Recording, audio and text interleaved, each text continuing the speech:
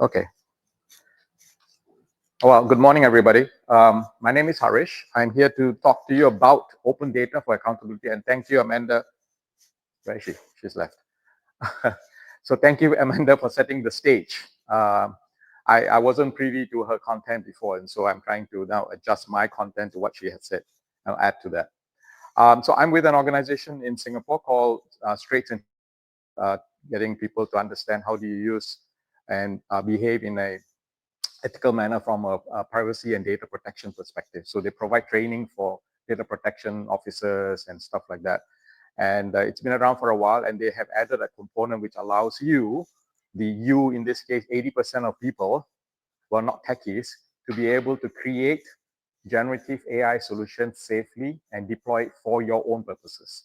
So that's what the business does. But I'm not going to talk about the business. I'm going to talk about this particular topic, which is open data for accountability. So let me just bring us through to first principles. I will go through these 5 bullet points as I walk through that. Just hear me out. So what's the first principles? How do we build software? Or I assume most of you has done some kind of software building, compiled my Hello World once before. So you have done that, all right? We all have done that. What do we do? Oh, the image is missing. So what do? We take the source code, we go through a compiler, and the compiler spits out a binary, and that's what we use. We understand that. No magic here. Very clear, very obvious. I'm not sure why the images are missing. Then, how do we build open source software? It's the same way. No difference. Proprietary software, open source software is built the same way. The source code compiled into a binary, and then you run the output, the binary in this case. We understand that. We have figured out how this works for many, many years. Now, how do we release open source software?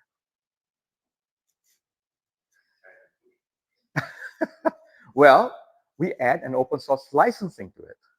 We specify what the code is, what rights you have as a consumer of the code, what can and you cannot do with it, right? So in this diagram, I add that little box there to the source code.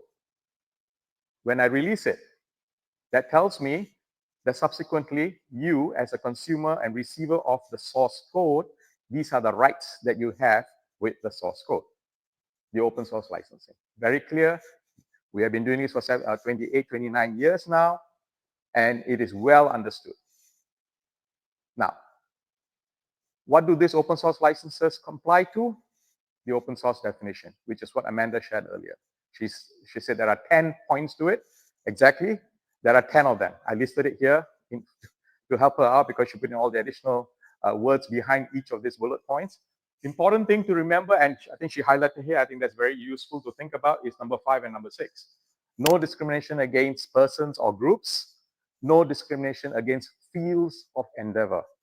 So if you create a piece of software, say a vision processing tool for playing games, you cannot restrict that vision processing tool to be used in a military situation or a conflict situation, because that's what this rule says.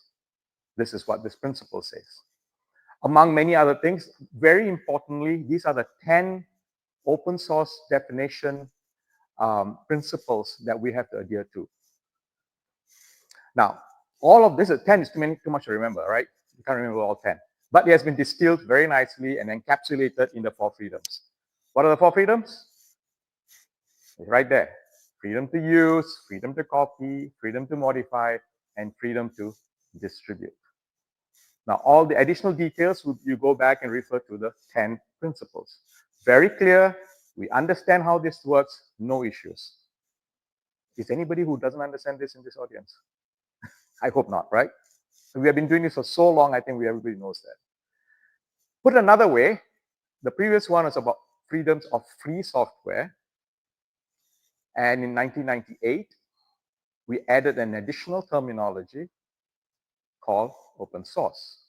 From my perspective, open source is the marketing term of free software. Why do I say marketing term? It helps keep the VCs and people like that happy because they don't like the word free. So because in English language, free is a problematic word, right? And so open source removes that problem a little bit, but not sufficient because it forgets the freedom part. That is the criticality. And I want you to remember that every time you come across a situation with free software versus open source software. It's the same, but different. Okay. So if you want to couch the 4 freedoms in open source perspective, the open source way, you create, you share, you collaborate, and let everybody do the same. This is a very marketing phrase, marketing set of terms. No issue, we understand, but it maps very clearly to the freedoms. It allows us to do permissionless innovation. That's what has led us so far. You can take anything you want, use it for any purpose, no restrictions. And if you make a mistake, well, sorry, I made a mistake, go and change it. Make it better, or stop the project, or do whatever you want with it. No permission is needed. Now, let's switch it. How do we build and release AI software? Okay. And specifically, generative AI software. How do we do that? Same model, but there's an extra box. As you can see in the middle, you have the code, you have the compiled output from the model source code, and then this part here, the third box, it is the training data. The model then reads the training data, and the training data then creates the final output, which is what you and I will engage with the large language model. Everybody understood this part? This is the flow, okay? I'm actually taking a lot of additional details. I want to simplify it for the purposes of this talk. There are a lot more details, but at a high level, this is approximately what it is. And this is very clear. We understand this. No issues. This is for generative AI, any type of them. Now, if I want to have open source generative AI, what do I need to do? Sure, you can have an open source license, like we saw earlier, attached to the model code. But then now, what is the component, what is the artifact that you and I are going to be using? We are not going to be using the compiled model code itself. I need to use the model that was generated based on that code. That's what I'm using. I'm not using the one before that. And that's the problem we are faced with. The problem of access or understanding what the data that was used to train, what access rights or lack of them do you have? And so things like you may have come across some of the data sources, books 1, books 2, common crawl, the internet. I put a whole bunch of question marks and exclamation points. Who knows what's inside the training data? Do you? That's an important thing. We know what's in the source code, but do you know what's inside the training data? So what does the open source AI definition have to say about this? This is what was Amanda alluded to earlier, last October, officially released by Open Source Initiative. Thank you very much for doing so. What does it say? So I'm taking screenshots from their page. I didn't redo this, I just took screenshots. So you see the 4 boxes in the middle. Use, study, modify, share. Exactly the same as the 4 freedoms. Perfect, right? Pretty much the same. So that's great. So let's see. Which good? It looks good because it's consistent with the data part, the code part. But what about the training data? Now, this is where I have a problem with this definition. The definition is insufficient from my perspective to address the data that is used to train the models. Now, going back to why I say that is important, that box there, open data license, there's nothing in the OSAID that specifies what type of data license should you be using. Okay. This is the wording on the page. The page URL is at the bottom. It's opensource.org/AI open-source-AI-definition. This specific paragraph is what I am concerned about. And this is what I want to highlight to you. And I took the additional components I added there. That's my additions. It's not in the original text, the red and the underline underscored stuff. So it says here, let me read this to you. The preferred form to make modifications to machine learning systems. The preferred form must include all of the elements below. I only showed a couple of, only one set of elements here. There are two more after this. But this is the only one I'm interested in. The rest of them are fine. Data information, sufficiently detailed information about the data used to train the system so that a skilled person can build a sustainable, substantially equivalent system. Got many flags here. What is a skilled person? Who defines the skilled person? I don't know. Is it important? Maybe, maybe not. I don't know. Sufficiently detailed information. The first underlined red three words there. What is sufficiently detailed? I think that's a challenge. I don't know what that means. Can build a substantially equivalent system. Substantially, is it 90% substantial? 75% is substantial? 50% is substantial? What would it be? So there's a lot of verbiage here, and we are all computer science people who want more specific stuff. This is too fluffy for me. It's not hard and fast yet, okay? Then if you go down to the second, the second sub-bullet there, it says that in particular, this must include complete description of all data used. Do we know and do we have the complete description of all data used? We may or may not have, I don't know. If a model says they have all that, they publish it, maybe you can. At first instance, they tell you what it is. Can you get to it? Because remember, in modifying source code, you need to have source code to start with. Otherwise, I can't modify it. So how would I know, right? And this point number 2, a listing of all publicly available training data and listing of all training data obtainable from third parties and where to obtain it, and including a fee. So this is the first time we come across a statement here that includes access to non-public data.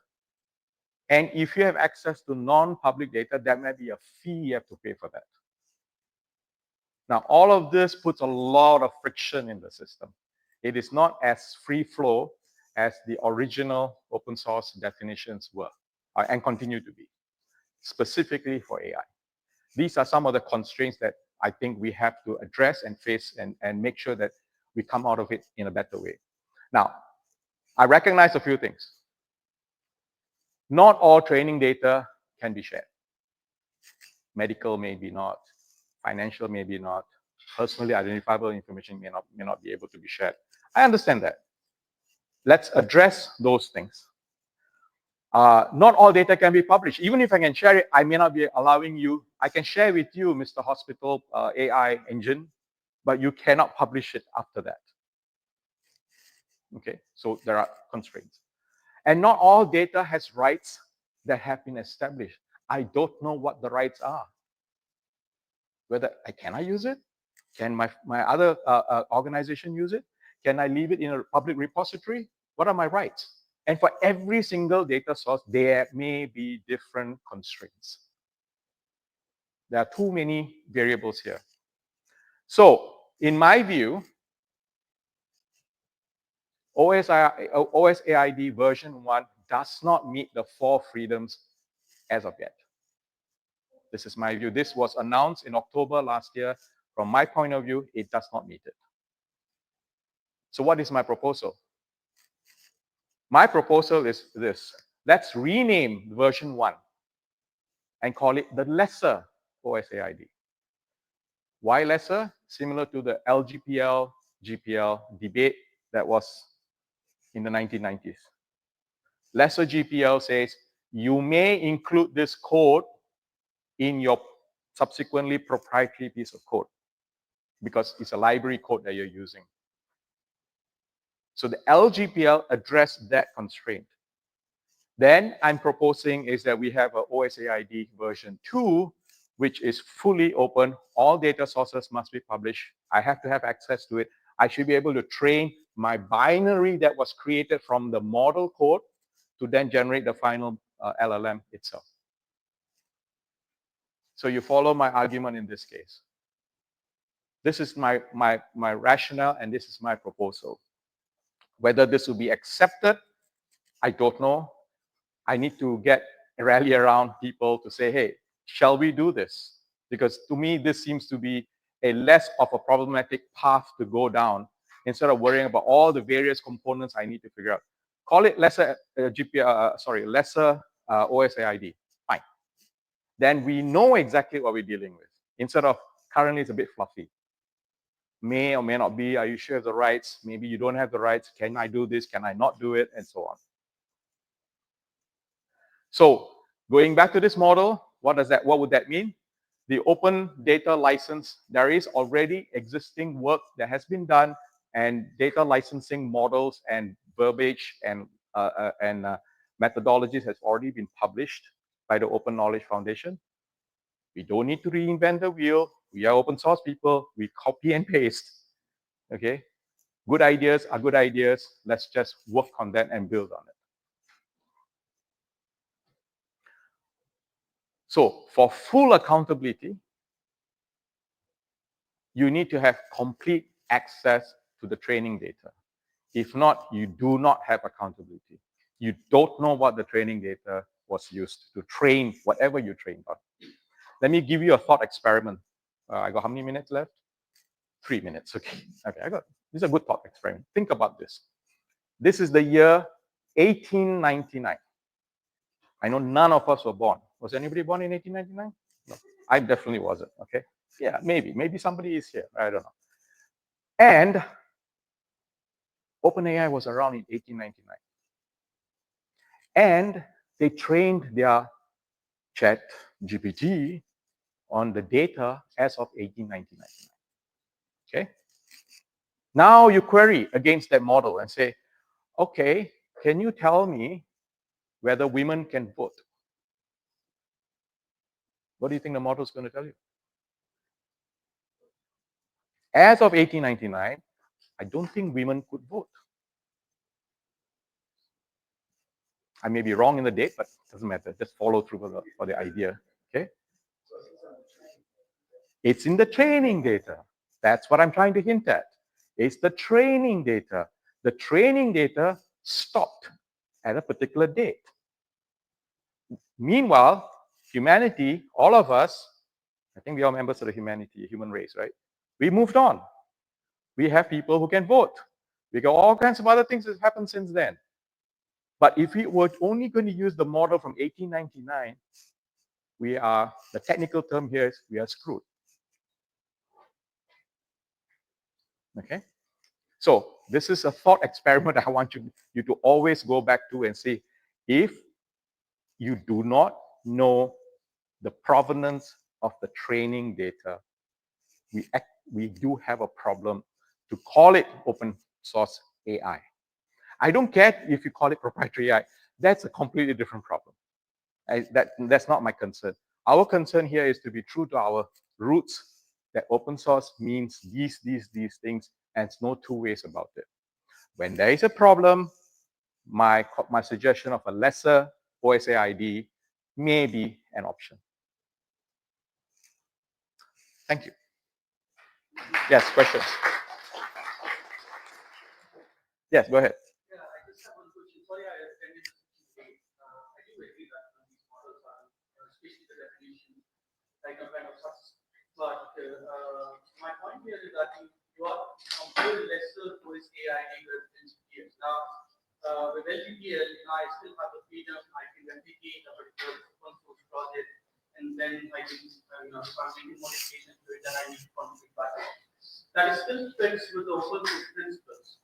With this definition, where the training data is not available, a model is calling itself open source. I can't exactly replicate the model. That is one of the challenges with these. So, even with lesser OSAID, I mean, it's still not open. Right? So Yeah. that's one of Yeah, thank you very much. So for the purpose of the recording, the question here is, my suggestion of a lesser OSAID is not quite the same as lesser GPL because you can still do stuff with lesser GPL. I completely agree. This is a suggestion. We have a problem. Let's solve the problem with what we already know that has worked. And based on what we know that has worked, what can we now do from that? Now, it may very well be this is a completely new kettle of fish. We have no choice. We have to take that particular path. But the path that we are currently on, I feel, is the wrong path. That's really what I'm saying. So let's take good ideas from previous iterations of ideas, blend it into this newer way, and see what works, and tweak as little as possible. I don't want too much tweaks because you know what happens when you have to tweak so many times, you forget what was the last tweak. And eventually you go down a rabbit's hole and you have no idea what you need to fix. So the less we fix, the better it is. Based on what we know, I feel that the lesser GPL, lesser OSAID is a viable model. Okay. So thank you for your question. I appreciate it. Anybody else? All right. Thank you very much. All right. There we go.